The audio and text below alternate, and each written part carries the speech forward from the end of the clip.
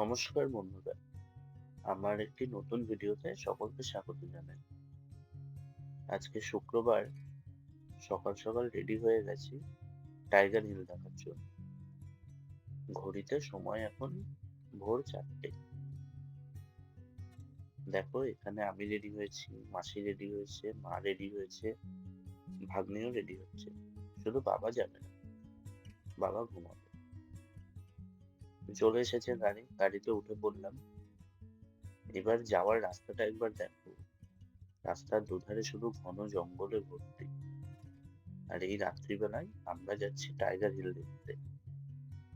এই যে দুধারে যে জঙ্গলটা, এই জঙ্গলের নাম হলো সেঞ্চুলা ফরেস্ট, যেগুলো ভেদ করে আমরা চলেছি টাইগার হিলে সানরাইজ দেখার উদ্দেশ্যে। দেখতে পাচ্ছ কি ভয়ঙ্কর রাস্তা, দুধারে শুধুই জঙ্গল। কথা বলতে বলতে চলে এলাম পাহাড়ে। টাইগার হিলে দেখো, পাহাড় থেকে নিচের শহরটা কতই না সুন্দর লাগছে, তাই না? মনে হচ্ছে নিচে যেন কেউ টুনি লাইট জ্বালিয়ে রেখেছে, এতটাই অপূর্ব লাগছে। আর দেখতে পাচ্ছ পূবের আকাশটা কেমন লাল হয়ে রয়েছে, ওখান থেকে সূর্যতে উঠবেন। দেখো কত লোক, সবাই মোবাইল নিয়ে শুধু ছবি তোলার জন্য ব্যস্ত। দেখো কি সুন্দর লাগছে দেখতে আকাশটা। এখানে আমার মাসি ঠান্ডায় তোমাদের একটু হাই করে দিল। এখানে আমার মাও আছেন, তোমাদেরকে হাই করছে। আমার ভাগ্নি একটু হাই জানিয়ে দিল। তো এখানে তাপমাত্রা তখন ছিল 4 ডিগ্রি। ভাবতে পারছো কতটা ঠান্ডা?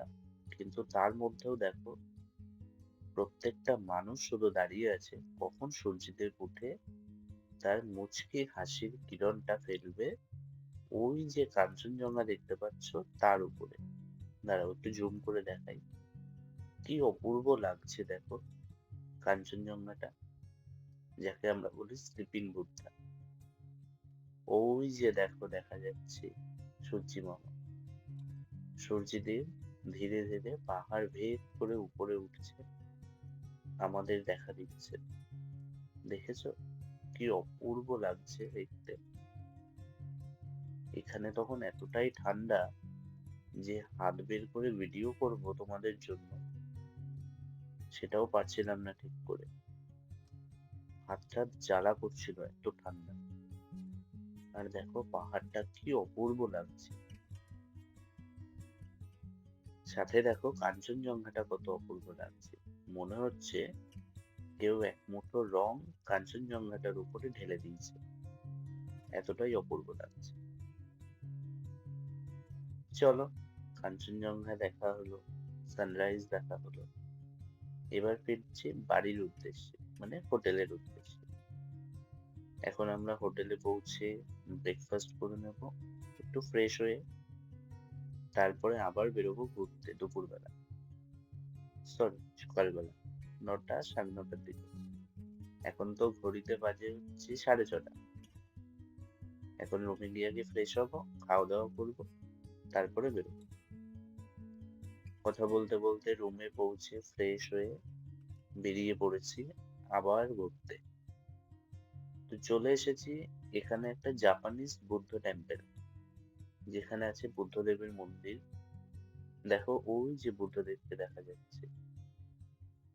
মন্দিরটা এত অপূর্ব, এত সুন্দর, এখানে এলে মনটা পুরো শান্ত হয়ে যায়। একটা জিনিস জানো তো, এই যে মন্দিরটায় না, এখানে কেউ কথা বলে না, সবাই চুপচাপ হয়ে শান্ত হয়ে শুধু উপভোগ করে। দেখো ওই যে দূরে মন্দিরটা, কি অপূর্ব আর একদম সাদা, কি সুন্দর লাগছে তাই না চারিদিকটা? প্রকৃতি কতটা সুন্দর, সত্যি পাহাড়ে না এলে সেটা বোঝা যায় না যে প্রকৃতিও এত সুন্দর।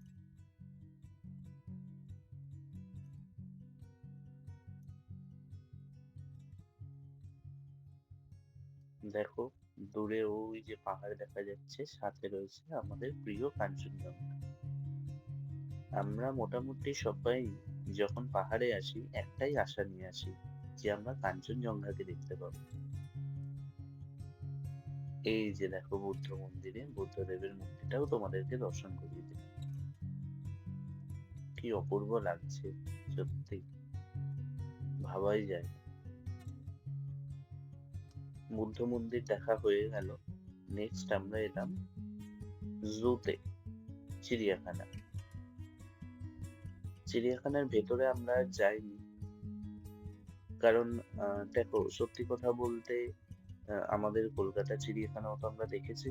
তো সেখানে ওই কয়েকটা জীবজন্তু ছাড়া তো আর কিছুই থাকে না।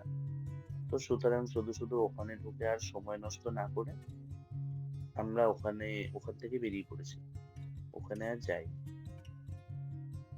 তাই ভাবলাম যে জুয়ে যখন এসছি, সামনে দাঁড়িয়ে কয়েকটা ফটো ভিডিও একটু নেবো না, তা কি হয়? তাই জন্য সবাই মিলে দাঁড়িয়ে একটু ফটো ভিডিও নিলাম, নিয়ে ওখান থেকে বেরিয়ে পড়েছি। এই যে আমার মাসি, আমার বাবা, আমার মা, ভাগ্নি, সবাইকে বললাম একটু দাঁড়িয়ে ফটো ভিডিও করে চলে যাবো। তারপরে কথা বলতে বলতে চলে এলাম চা বাগান দেখার উদ্দেশ্যে, যেটা ছাড়া দার্জিলিং পুরো অসম্পূর্ণ। ওই যে দেখতে পাচ্ছ দূরে চা গাছগুলো, কত অপূর্ব লাগছে। এই চা বাগান যখন চাষ করা হয়, শ্রমিকরা কত পরিশ্রম করে, পাহাড়ের ধাপ কেটে কেটে কেটে কেটে সেখানে চায়ের চাষ করে। আর সেই চাটাই যখন আমরা খাই, সকালবেলায় যখন পান করি, কতটাই না টেস্টি লাগে। সত্যি ওনাদের পরিশ্রমের ফল আমরা পাই। তো যাই হোক, চা বাগান দেখে দুপুরবেলা আমরা ফিরে এসেছিলাম হোটেলে।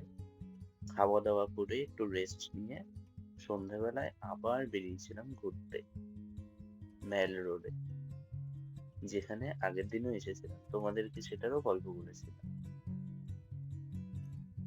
দেখো, এখানে না একটা কালচারাল প্রোগ্রামও হচ্ছিল। ওই যে দূরে দেখতে পাচ্ছ স্টেজ করা, ওখানে একটা কালচারাল প্রোগ্রাম হচ্ছিল। প্লাস এখানে দার্জিলিং টি মেলো ফেস্টও হচ্ছে। এটা গোটা ডিসেম্বর মাসটা জুড়েই এখানে প্রোগ্রাম হতে থাকে। এখানকার কালচারাল প্রোগ্রামটা তো আমার খুবই ভালো লেগেছে।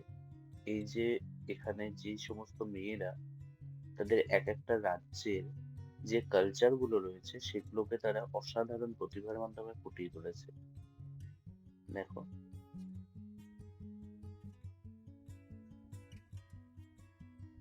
এখানে জানো তো একটা সফট মিউজিকও চলছিল। হয়তো ভাষা বুঝতে পারিনি, বাট মিউজিকটা না আমার অপূর্ব লেগেছে। সত্যি কতটাই সুন্দর লাগছে। দেখো, দার্জিলিং মেলোডি ফেস্ট, যেটা গোটা ডিসেম্বর মাস জুড়েই হবে ওখানে। এই যে মেয়েগুলিকে দেখছেন, এরা প্রত্যেকে এক একটা রাজ্য থেকে এসেছে এবং তাদের রাজ্যের এক একটা কালচারকে তারা ফুটিয়ে তুলেছে। কেউ তাদের পোশাক বৈচিত্র্যে, কেউ গয়নার দিক থেকে, কেউ তাদের হাঁটা চলার দিক থেকে, সমস্ত দিক থেকে তারা তাদের প্রতিভাকে এখানে তুলে ধরেছে। সত্যি অপূর্ব লাগলো। এখানে আর ২-৫ মিনিট থাকবো, তারপর রুমে ফিরে যাব। অতিরিক্ত ঠান্ডা তো, আর থাকা যাচ্ছে না। তাহলে চলো, ভিডিওটাও এখানে শেষ করছি। যদি ভালো লাগে লাইক কমেন্ট করে পাশে থেকো।